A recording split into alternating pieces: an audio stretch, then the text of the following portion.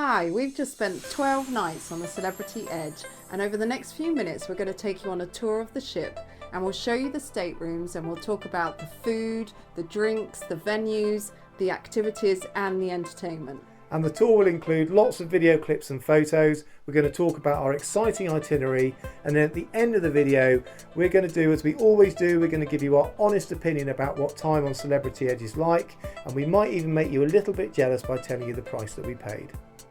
So if you're planning a trip or going on the Celebrity Edge, then watch this video. So we've got some great tips for you. I'm John. I'm Lou. If you've watched our channel before, then welcome back. If you're new, then you're very welcome, and we hope you enjoy our content.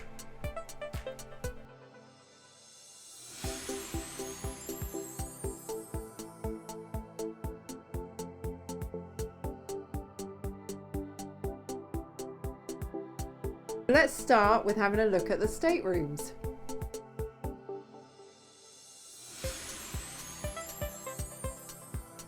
So the staterooms on Celebrity Edge are nicely decorated with quite light colours, which makes them feel quite airy.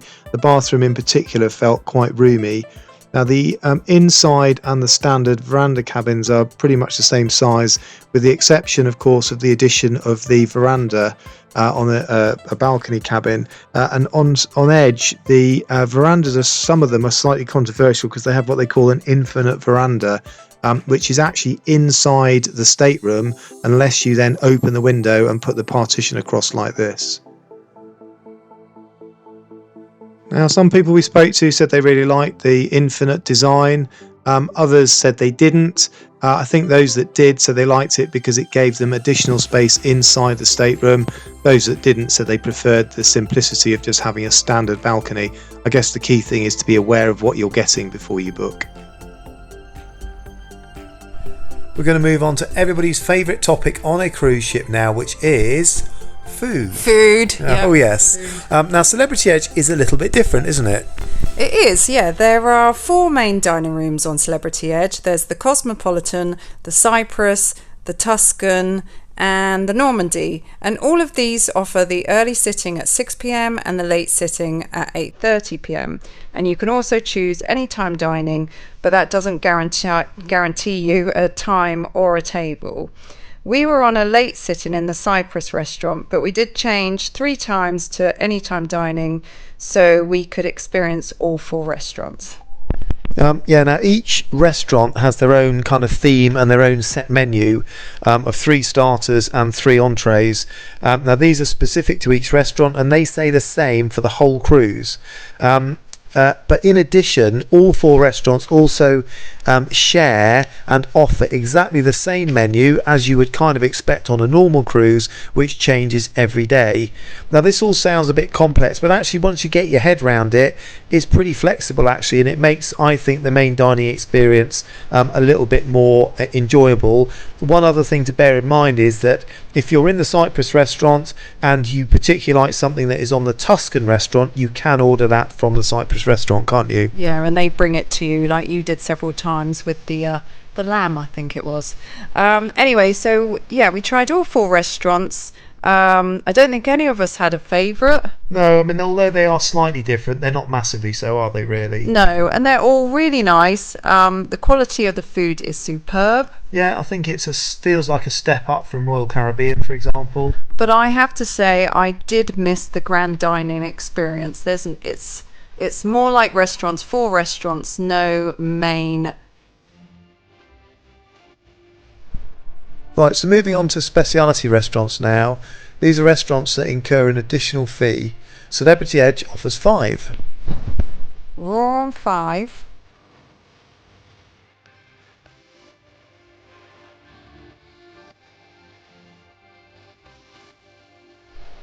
Le Grand Bistro et le Petit Chef.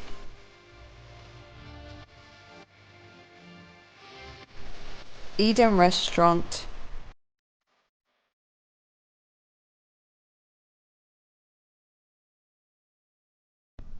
Fine Cut.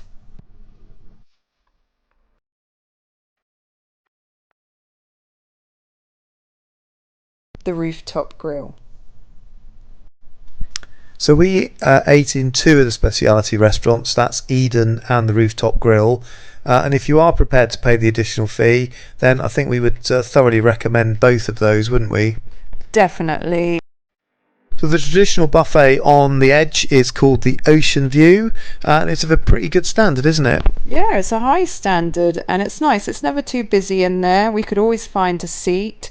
We particularly like the outdoor seating at the back of the boat. And it's open pretty much all day, except with a couple of short breaks. So the final couple of pieces in the culinary jigsaw, the Cafe Al Baccio in the Grand Plaza serves coffee and cakes in lovely surroundings. The Mars Grill provides freshly cooked burgers and there is also a self-serve soft ice cream dispenser here. Finally, the Eden Cafe, which serves breakfast and lunch at limited times. Right, so let's talk about drinks now, and let's break this down by what's free and what you pay for. Okay, so in the Ocean View Cafe, tea, coffee and juices are always free and there's a good selection of different types of tea. And when they are open, the Eden Cafe, Mars Grill and Spa Cafe also offer free juices. Now it's worth noting that you can ask for a kettle and tea and coffee making facilities in your stateroom too, and that is free. Soft drinks such as Coke come in around $3 to $4, but are included in the drinks packages. Now, quite a lot of passengers on our cruise had bought a fare which included the basic drinks package. But if you were to buy it yourself, then it comes in at around $100 per day, including a compulsory gratuity charge of 20%. You can pay around $20 per day to upgrade to the premium package.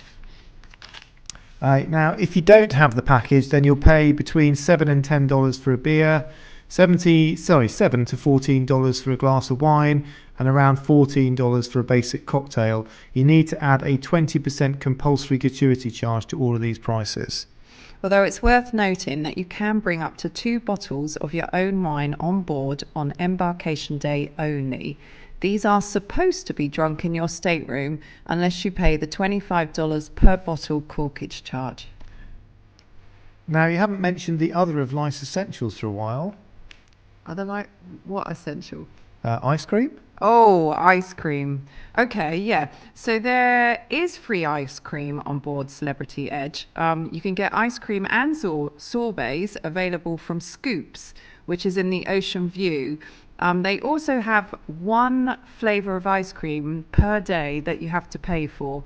I never went for that because they had all the rest was free. And they also have the soft ice cream available there. You can also get the soft ice cream yourself from the Mars Grill, so you can go and help yourself whenever you like. But if I'm completely honest, the ice cream is not as good as that you get on Royal Caribbean. Ooh, controversial. I know. Okay, so thinking about the venues, starting on deck 3, you'll find guest services and the kids club. Also on deck 3, on embarkation day, by guest services, there is a desk where you can inquire about your main dining options. Okay, so moving on to the Grand Plaza area that you'll find on decks 3, 4 and 5. Yeah, and it's the kind of heart of the ship, isn't it? And there's a lot going on here. Yes, you'll find the popular Martini Bar, where there's live music throughout the day and night, and also the very popular Cafe Al Baccio, serving specialities, coffees and teas. Yeah, and free cakes. Oh yes, free cakes. Yeah, Al Baccio is a lovely area. It does get very busy, and kind of feeding into that a lot on those decks are the usual selection of the art gallery. There's an ATM machine dishing out US dollars. There's the shops and the photo gallery and the kind of internet cafe type of place. So it's quite a busy area, isn't it? Yeah, it is. Okay, so at the back of the ship on decks 4 and 5, you will find the Eden area. Yeah, it's quite unique actually, the Eden area, and quite quirky, isn't it? You get to it via a kind of mirrored corridor, and then it opens out into this very nicely decorated area which has got quite a small Cafe Eden. It's got the Eden restaurant down on a kind of deck below, and then it's got a bar area, hasn't it? Yeah, and at the bar area there's some activities like yoga and Tai Chi that go on during the day, and every evening they have this really lovely acoustic group that play throughout the evening. And also on either side of the Eden area there's little outside areas where you can kind of go and sit and are quite quiet, although one of them is the smoking area. Yeah, and it's at the actual inside the Eden area itself. There's kind of 2 levels of seating. Some of them look out over the back of the ship. There's some lovely swinging chairs. It's a great area to sit in, to relax, read a book, and all that kind of stuff. And it's actually quite quiet, isn't it? Yes, you certainly can lose yourself in there or lose the people you're with. And I think whatever Celebrity were trying to achieve with Eden, I think they succeeded, didn't they? Yeah, really enjoyed it. Now on deck 14, right at the front, you'll find the spa area, and this is where you have access to the thermal suites. And above this, you'll find the gym, which is available 24 hours a day and includes a range of activities, classes. Some are free and some you pay for. And it's pretty well equipped, the gym actually, and it was usually relatively quiet. I never had a problem getting on any of the pieces of equipment. And there's a range of spinning bikes as well in a separate room which you could use even when they weren't being used for spinning classes. Now situated just behind the spa on deck 14, you'll find the solarium. Now this is an indoor adult only pool and does include 1 hot tub and some very comfy sunbeds. Okay, so moving outside then from the solarium area, we get to the main pool area, which includes a lively bar and the Mast Grill. Yeah, and the pool is actually, it's just the one pool, but it's long enough to be able to swim lengths in when it's quiet enough, which is quite unusual for cruise ships. And also in that pool area, there's the kind of cabanas which you can rent. But again, slightly unusual. The hot tubs are found on deck 16, so they're not right by the pool. You've got to go up 2 flights of steps to get into the hot tubs. But they're very attractive and they were very nice. They're on these kind of groovy stalks, aren't they? Yeah. And they actually weren't that busy. No, they weren't. It was great. So we've just mentioned the magic carpet. Now that's situated on deck 16 normally. I think it's on the starboard side. Yes, the starboard side. And most of the time it's used as a bar, which is a nice place to have kind of pre-dinner drinks. Yeah. So it can occasionally be used as a restaurant, and it also doubles up as the place for tender operations, doesn't it? Yes, it does. Unfortunately. Yeah. So the rest of deck 14 is mainly taken up with the Ocean View Cafe, but above this you will find the rooftop garden, which also includes the rooftop garden Speciality restaurant, and then behind that is a sunset bar with great views out the back of the ship. And also the jogging track. Yeah, and the jogging track's quite unusual, isn't it? Because it kind of covers 2 decks. It's got a little slope on it up and down. It's quite cool, isn't it? Yeah. Let's move on to entertainment. Yeah, so Celebrity has a reputation for great entertainment and activities, doesn't it? Unfortunately, we weren't disappointed, were we? No, the amount of variety of entertainment and activities that were offered on the boat was very impressive. So I think particular mention needs to go to the cruise director, a guy called Giuseppe, who was clearly very popular with the guests and also popular with the crew. Yeah, and the dancers and singers on the boat were of a really high standard, and their shows were really modern, high energy and very entertaining. So as well as the resident cast, there's also a variety of visiting acts. And we particularly enjoyed the comedian, didn't we? A guy called Phil Melbourne, an English guy. Yeah. But I think special mention needs to go to one of the singers. Is an Irish singer called Stephen Barry. That's Stephen with a PH. And he was really excellent. He did 3 shows in the end. He was only supposed to do 1. He ended up doing an extra couple, and he was absolutely excellent. Probably, I think, one of the best kind of standalone singers that we've seen on a cruise ship. Would you agree? Yeah, no, he was really, really good. As well as the theatre, there is a venue called the Club right next door, and this hosted a variety of activities and entertainment. In the evening, it included mini shows by the dancers and singers. There were tribute acts, ABBA and Queen, and they held the silent disco, which apparently is a bit of a thing on celebrity boats. We'd never done one before, and it's good fun, wasn't it? They were great fun, yeah. So let's talk about the itinerary now. So this was a repositioning cruise. The ship was on its way to Australia, and we were going from Dubai to Singapore. So our ports of call were Mumbai, Cochin, Colombo in Sri Lanka, and Phuket. So that completes the tour of the ship, and now moving on to the summary. Now, I had really high expectations of Celebrity, and they did not disappoint. I think one of the strengths was the stateroom. It probably was the nicest inside stateroom that we stayed in, and our cabin attendant, Julietta, was outstanding. She really went above and beyond. And Celebrity still do twice daily cleans. Yeah, turn downs, whatever you call it, yeah. And I really enjoyed Pillow chocolate. the pillow chocolate. It sounds pathetic, but I did. It's the little things that count. Well, it is, isn't it? And I think the Giulietta was kind of representative of the crew as a whole, because they were all very engaged and engaging, lots of eye contact, they were always cheery, always said hello, and it felt to us, I think, like that came from the top, didn't it? Because the captain and the cruise director, Captain Matt, from the beautiful country of Greece.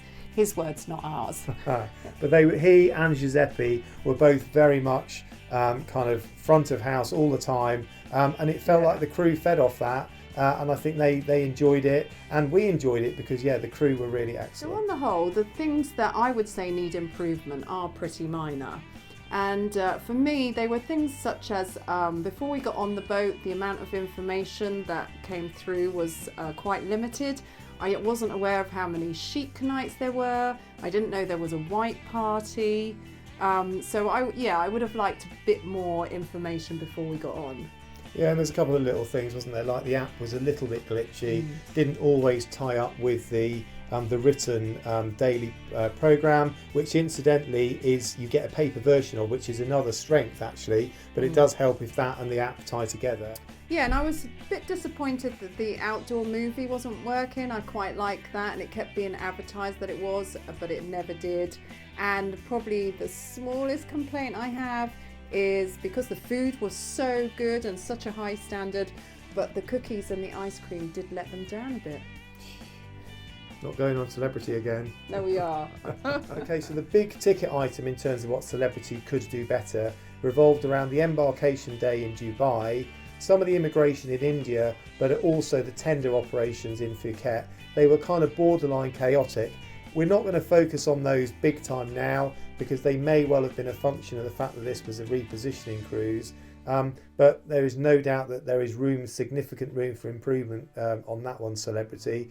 And the only other thing that I would say, I felt that, but this is not the first time I've experienced this, guest services was not particularly effective.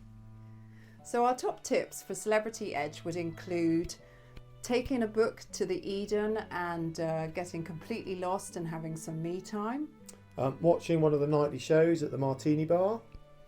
And if you're eating in the Ocean View Cafe, take your food all the way down to the back and go and eat outside.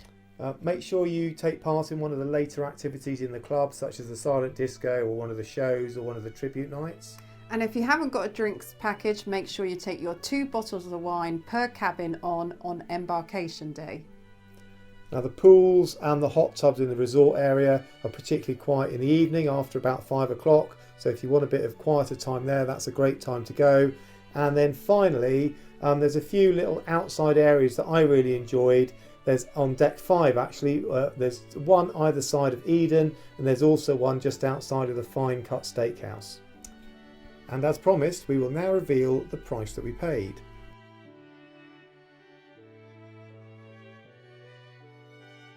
Okay, so let's wrap this up then. Would you recommend Celebrity Edge?